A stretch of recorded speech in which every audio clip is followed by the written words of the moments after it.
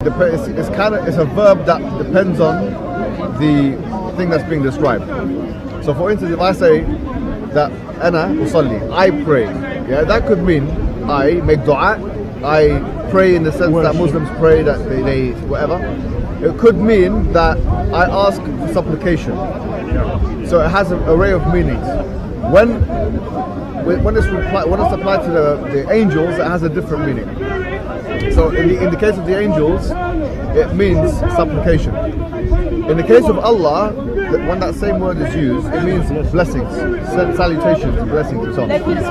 And the evidence behind that, and the evidence, remember before we were talking about, like, how do we know what the Arabic language is, and how can we prove that what I'm saying is true, for example, in Arabic language. So I said to you that we have to look at the pre-Islamic time. We also have to look at 300 years after Islam.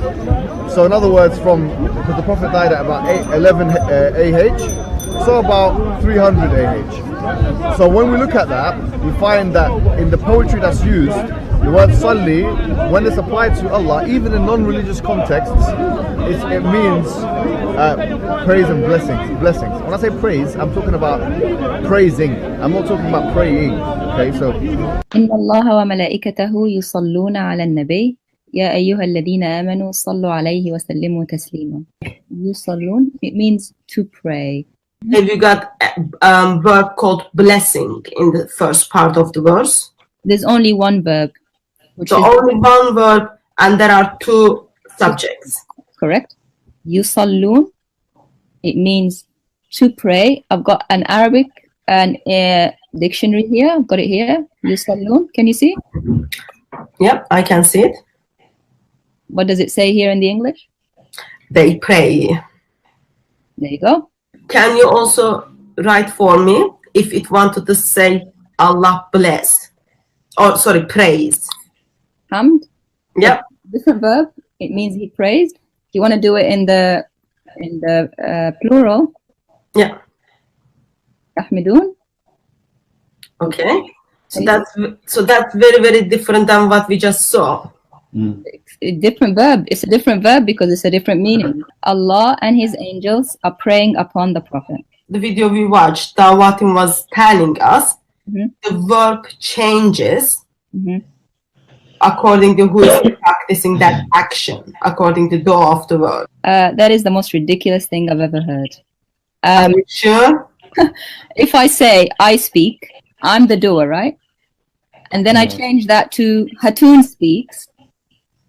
Does that change the speaking to reading or writing? It's still the same verb. Just because the doer is different doesn't mean the verb is different. I've got a grammar book here. Okay. And can you see the screen? Yes. Can you see the doer? Yeah. Yeah. Ultimate Arabic, or Arabic 101. The doer is the fa'il. I've highlighted for you. What does it say? It just means whoever made the action happen. That same word, how can it change when it's applied to Allah? There is only one. Yeah, that's one word being applied to Allah and to angels. Yusalluna. It's the same. You said one word. Yeah. So when that change happens, how can it change meaning? It's the same word. There is only it's the same word for both of them. The Arabic words in the Arabic language, like for example the word yarghabu or the word yusalli, or other words amara, ya'muru, which means to give, in its base form means to give imperative, command. It depends on the context in order for it to be explained. But we give you the context. No. So in other words, what I'm saying is that depending on who the fa'il is, because in Arabic language you have fi'al, which is the verb, and the fa'il is the one who is the doer. The word itself takes a different meaning. So that's my premise. My premise is in the Arabic language, and I can give you examples of that in the Quran, I can give you examples of that before the Quran, I can give you examples after the Quran, that one verb, depending on who the fa'il or the doer is, can change in meaning. It's a false premise, as we've seen from the grammar. The doer has nothing to do with the verb. The verb doesn't change depending on who does it. He makes the point about yarghab. He says that yarghab an is being deceptive. The word yarghab means to want or desire, but in the other one it's yarghab an, which means to turn away from. It's two words together, not one. So he's just using it because he knows that you wouldn't hear the difference because you're not Arabs. But it again being deceptive. The God of that revealed this, didn't he know that it would be a point of confusion if he uses the same word to pray and worship? Remember, he cares that he's the only one to be worshipped. Yeah. And he uses the same word of pray and worship to apply to himself. I mean, that he should have avoided that completely and used a different, like I say, a different verb. The Arabic language is full of verbs. If it sounds for any even non-Arab speakers, if it sounds like nonsense and it smells like nonsense, then it's nonsense.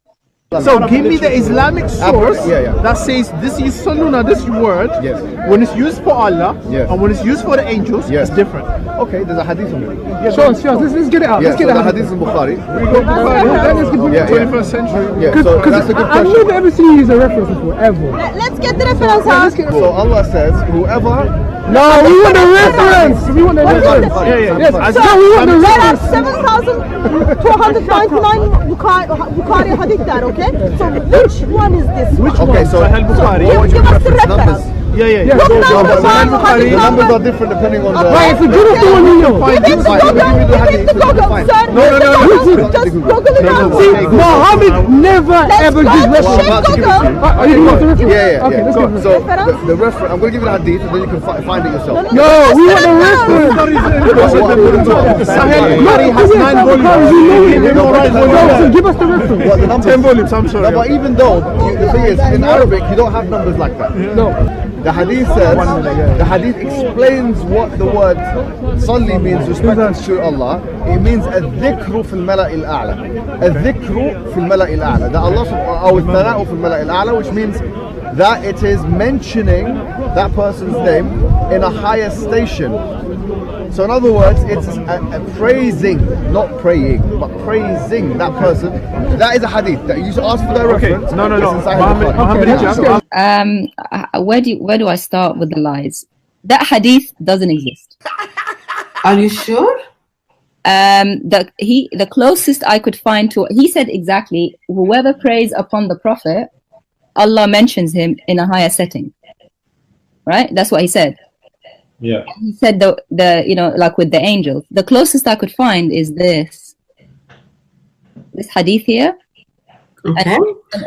And all it says is Allah says, I am as my slave expects me to be, and I am with him when he remembers me. If he remembers me inwardly, I will remember him inwardly. And if he remembers me in an assembly, I will remember him in a better assembly, i.e. the assembly of the angels. It's got nothing to do with praying upon the Prophet or sending salutations to the Prophet or anything like that. Or it doesn't explain the word praying or praising. Perfect. The guy made up a hadith on the spot, man. That hadith, I went to the libraries, online libraries, Arabic libraries for hadith. Yeah. I put in the keywords that he said, and all I got was 0 results, 0 results, 0 results. I've never seen this in a debate. This approach of, if you can't find a source, just make one up. Because we don't know Arabic, so he's going to make it up on the spot. Well, he said it's a well-known hadith. The bit about the higher assembly is well-known. I've heard of that hadith. But it's just all about remembering Allah. It's got nothing to do with praying on Muhammad. What is he talking about? Like, I'm just incensed. It's ridiculous. He makes up. He takes the second half of the hadith that everyone knows, and then the first part he makes up.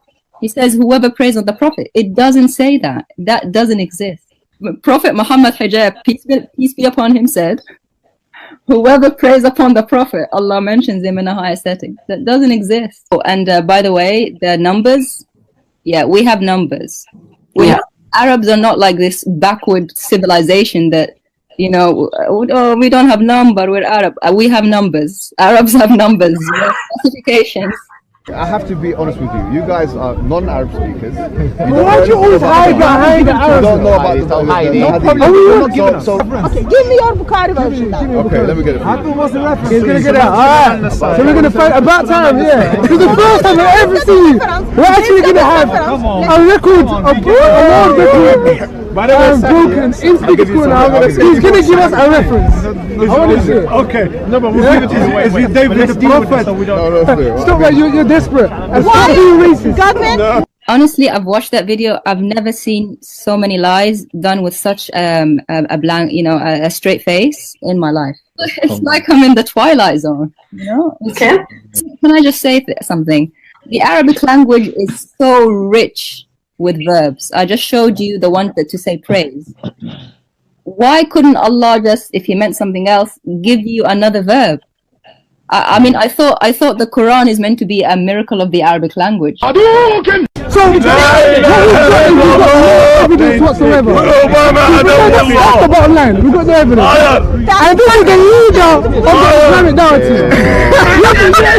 Are you not the leader of the Islamic Oh shit, he's trying to lead the leader.